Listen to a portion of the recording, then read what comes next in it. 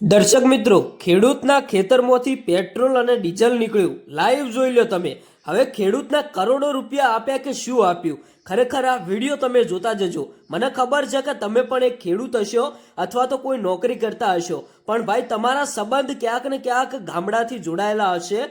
હવે મિત્રો, આ જ ગામડાની અંદર ખેડૂતના ખેતરમાં તમે જુઓ કે પેટ્રોલ, ડીઝલ, કાચું તેલ નીકળ્યું. આ વિડીયો સોશિયલ મીડિયાની અંદર વાયરલ થતા ઘણા બધા લોકો વિચારમાં પડી ગયા કે આખરે જે પણ આ ખેડૂતના ખેતરમાં આ કાચું તેલ નીકળ્યું, આ ખનીજ નીકળ્યું, હવે એને કેટલા પૈસા આપવામાં આવ્યા? શું ખરેખર એમના ઘરે પોલીસ આવી, સરકાર આવી અને એમને કેટલી સહાય મળી? તો મિત્રો, અત્યારે હાલ આ વિડીયો વાયરલ થતા આપણે તમને એક સાચી માહિતી આપીએ, કારણ કે વિડીયો નીચે ઘણા બધા લોકોએ એવી કોમેન્ટો કરી કે હવે ખેડૂત તો કરોડપતિ બની ગયો, ખેડૂતને હવે લાખ રૂપિયા મળી જશે. પણ ભાઈ, સાચી હકીકત શું છે? તો મિત્રો, આપણે તમને વાત કરીએ કે અત્યારે હાલ આપણા ગુજરાતની અંદર તમે બધાએ જોયું કે એક ખોટી અફવા ફેલાઈ હતી કે ગુજરાતની અંદરથી પેટ્રોલ, ડીઝલ હવે ખતમ થઈ જવાનું છે.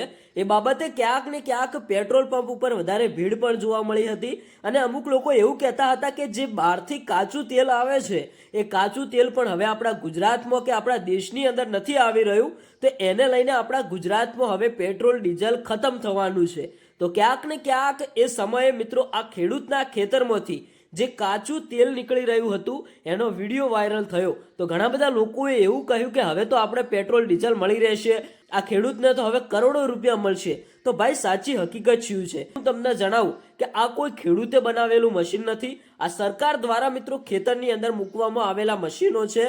અને મિત્રો, અહીંયાથી જે ખનીજ નીકળી રહ્યું છે એ પણ ભાઈ સરકાર દ્વારા કાઢવામાં આવ્યું છે.